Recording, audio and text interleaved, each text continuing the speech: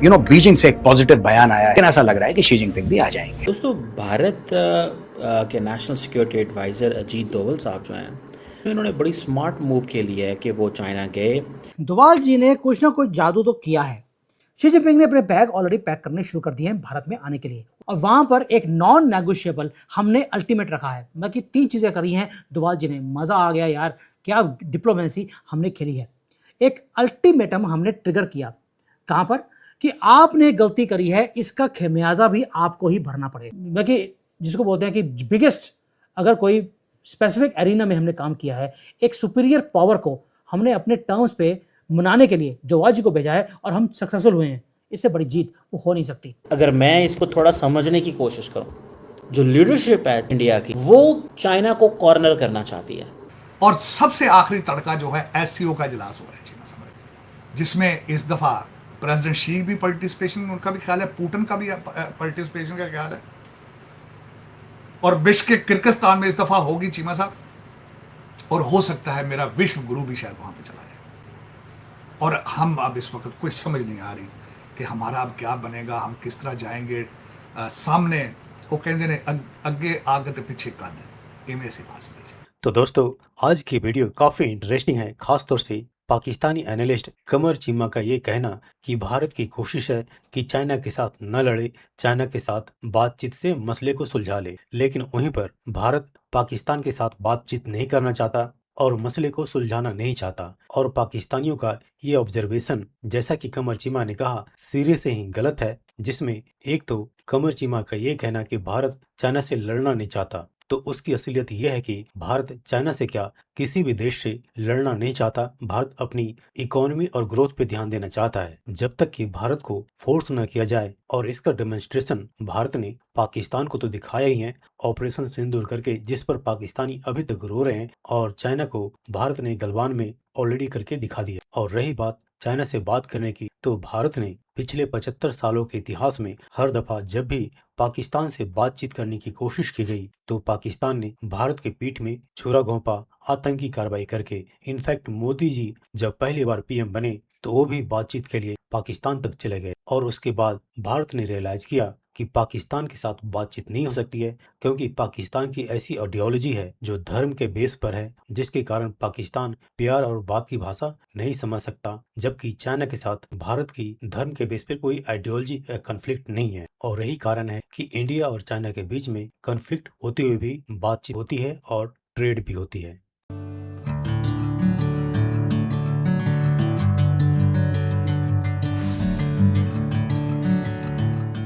दोस्तों, भारत के national security adviser Ajit Doval साहब जो हैं, इन्होंने बड़ी स्मार्ट मूव के लिए है कि वो चाइना गए। चाइनीज़ भी समझते हैं कि ये जो 8 पॉइंट कंसेंसस इस्टेब्लिश हुआ है, क्योंकि इंडिया क्या कहता है, द सिचुएशन द जो बॉर्डर के ऊपर है वो डिटर्मिन करेगी द स्टेट ऑफ अफेयर्स जो दोनों मुल्कों के हैं।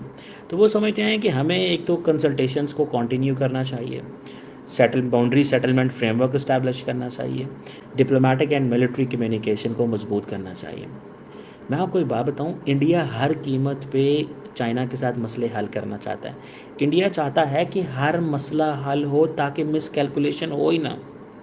और मैं अगर चीज़ें सेटल करूँगा तो मुझे चाइना जो है वो मेरे साथ एग्रेसिव ना डील करे, ताकि कभी भी चाइनीज़ जो है वो बॉर्डर डिस्प्यूट को बहाना बना के इंडिया की पार को चेक ना करें। अब देखिए, इन्होंने नई मिलिट्री हॉटलाइंस इस्टेब्लिश की हैं। अब हॉटलाइंस क्या हैं, पाकिस्तान के साथ हॉटलाइन नहीं रखना चाहते। वो जो सिचुएशन है इंडिया पाकिस्तान की, अगर आप उसको देखें थोड़ा सा, तो उसमें पाकिस्तान ये एस्पायर करता है कि इंडिया पाकिस्तान की हॉटलाइन हो। इंडियंस कहते हैं हमें हॉटलाइन की ज़रूरत ही नहीं है। दूसरी बात, दोनों ममालिक जो हैं उन्होंने कहा जी कि हमने ये कमिटमेंट की है कि ताल्लुकात को आगे की तरफ जाते हुए रखना है। ये जो बाउंड्री क्वेश्चन है ना, India once for all settle करके चाइना को मौका नहीं देना चाहता कि वो इसको जब मर्जी इस्तेमाल कर ले। नेशनल पावर टेस्ट हो जाएगी उससे। हालांकि नेशनल पावर जो है वो तो पाकिस्तान के साथ भी टेस्ट हो गई थी। समझ रहे हैं बात को? दिस इज़ वेरी सिग्निफिकेंट चीज़ है। मैं इसको एक आम चीज़ नहीं समझता। दोनों साइड जो हैं वो ये बार बार एक ही चीज़ कह रही हैं कि किस तरह डिप्लोमेटिक एंड मिलिट्री चैनल्स चीज़ों को कंटिन्यू करें। हालांकि इंडिया ने चाइना को बड़ी स्पेस दी है क्वाड का सिक्योरिटी कंपोनेंट बना के। अमेरिकन्स को बेसिकली इंडो पैसिफिक में फेल करने वाले इंडियंस हैं, बिकॉज इंडियंस नहीं चाहते थे कि अमेरिका को हम ही कहें कि इस खित्ते के अंदर हमें इस्तेमाल करो। बहरहाल आई डू अप्रिशिएट कि they are in a process कि हमें काम करते, हमें इंगेज रहना चाहिए। इंडियंस एंड चाइनीज़ इंगेज रहना चाहते हैं और इंडियंस भी इंगेज रहना चाहते हैं। आप देखें ना, दो डिफरेंट किस्म के व्यू हैं। वो चाइना के साथ हर कीमत पे अपने मसले हल करना चाहते हैं, लेकिन पाकिस्तान के साथ नहीं, हमारे साथ वो नहीं मसले हल करना चाहते। मेरा ख्याल है उनकी अगर बस बात फिर वही आ जाती है अगर इलेक्शंस ना हो तो। डोवाल जी ने कुछ ना कुछ जादू तो किया है। शी जिनपिंग ने अपने बैग ऑलरेडी पैक करने शुरू कर दिए हैं भारत में आने के लिए। अब आप देखिए हो क्या रहा है। अगस्त 24 और 25 को अजीत डोवाल जी यहाँ पर किसके साथ मीटिंग करते हैं? चाइना का जो वाइस प्रेसिडेंट है हांग जंग, उनके साथ। मेन स्ट्रीम मीडिया क्या बोल रहा है? मुझे हंसी आती है कई बार हमारी मीडिया के ऊपर। वो बोलती है कि आगे जाके ब्रिक्स आने वाली है, उसकी प्रेपरेशन के लिए अजीत डोवाल जी वहाँ गए हैं। क्या आपको लगता है कि अजीत डोवाल जी वहाँ पर चाइना में आएंगे ये पूछने के लिए कि जी शी जिनपिंग को अच्छा क्या लगता है खाने के लिए, उनकी बीवी साथ में आएगी कि नहीं आएगी, उनको सिंगल रूम चाहिए कि डबल रूम चाहिए? क्या इसके लिए अजीत डोवाल जी उनको आप भेजेंगे चाइना में प्लानिंग करने के लिए, वो भी एक इवेंट के ऊपर? किस गफलत में रहती है हमारी मीडिया, मुझे समझ नहीं आती। डोवाल जी यहाँ पर 24 घंटे का वार्निंग देकर गए हैं क्लोज डोर्स के अंदर बैठकर, और मैसेज बिल्कुल ब्रूटली सिंपल था कि अगर आपको ब्रिक्स में आना है तो आपको पहले तो जो ताकसिंग का जो सेक्टर है हमारे अरुणाचल के पास, उसे खाली करना पड़ेगा। दोस्तों उसका रीज़न है, आप अगर अपने दुश्मन को समझते होंगे तो आपको पता होता है कि मुझे क्या और कब बोलना है। हमें मालूम है कि चाइना की जो इस वक्त जो दुखती रग है वो क्या है। वो चाहते हैं कि ब्रिक्स के अंदर एक एंटी वेस्ट का एक नैरेटिव खड़ा किया जाए। इसको ब्लॉक को वो अमेरिका के खिलाफ वो खड़ा करना चाहते हैं। चाइना चाहता है कि यहाँ पर ब्रिक्स की अपनी एक करेंसी आए, ताकि जो अमेरिका का जो डॉलर है उसकी जो हेजमनी है उसको हम खत्म कर सके। इसलिए हमने उसकी जो ये बीमारी है, उसके अंदर एक कीड़ा है कि मुझे अमेरिका को हराना है, हमने उसको यूज करना शुरू कर दिया। इसलिए जब हमने धमकी दी है सामने वाला सुनता है। हमें मोदी जी को भी मालूम है कि चाइना डेस्परेट है ब्रिक्स के अंदर अपनी धाक जमाने के लिए और इंक्रीज करने के लिए, क्योंकि इनकी जो एक्सपोर्ट की इकॉनमी है चाइना की वो चोक हो रही है, आइसोलेट हो चुके हैं, बिकॉज वेस्ट ने इनके ऊपर सैंक्शंस और टैरिफ लगाए हुए हैं। चाइना को क्या चाहिए? उसे मार्केट चाहिए बड़ी, ताकि वो रिप्लेस कर सके अमेरिका को, और चाइना और यूरोप की जो मार्केट है उसको रिप्लेस करने के लिए। और डोवाल जी ने बड़ा ही क्लियर कर दिया बीजिंग को कि इकोनॉमिक्स एंड बॉर्डर सिक्योरिटी ये दो अलग अलग चीजें नहीं हो सकती। अब ये दोनों सेपरेट फाइल्स नहीं है, ये एक ही फाइल है। अब आते हैं 400 लोगों की डेलीगेशन। ये कौन लोग हैं दोस्तों? ये आ रहे हैं इकोनॉमिक एनवॉयस, ट्रेड के नेगोशिएटर्स, और जो पॉलिसी बनाने वाले चाइना के अंदर जो लोग हैं, ये टीम के अंदर ये लोग हैं। शी जिनपिंग अकेले नहीं आ रहे, वो साथ में जो आ रहे हैं यहाँ पर, क्योंकि चाइना को एक एक्सपोर्ट की मार्केट चाहिए, एक एक्सपोर्ट ड्रिवन मशीनरी चाहिए।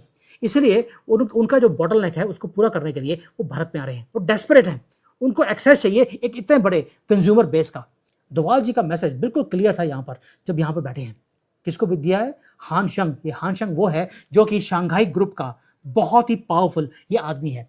क्रिस्टल क्लियर था हमारा मैसेज। आपको अगर एक्सेस चाहिए तो बॉर्डर को क्लियर करना पड़ेगा, और दूसरा हमारी टर्म्स पे करना पड़ेगा कि ब्रिक्स के अंदर आपको अगर हमारी मार्केट चाहिए तो हमारे से जो दादागिरी दिखाते हो ये बंद करनी पड़ेगी। दोस्तों टाइमिंग जो होती है जियोपॉलिटिक्स में वो बहुत ज़्यादा इंपॉर्टेंट होती है। अब देखिए टाइमिंग कैसे है। भारत में ब्रिक्स हो रही है, उसी टाइम पर हमने इस मौके को यूज़ किया, क्योंकि हमें चाइना की भूख का हमें मालूम था। पूरे समिट हमने लीवरेज की तरह हमने यूज़ कर लिया।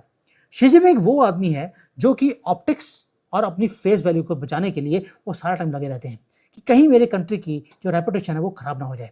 अगर चाइना में किसी ने इनके नाम को खराब करने की कोशिश करी, इनकी गवर्नमेंट के लोगों ने या किसी और ने, उसको उठा के ले जाया जाता है। अब वो ट्रैवल कर रहे हैं एक दुश्मन कंट्री के अंदर।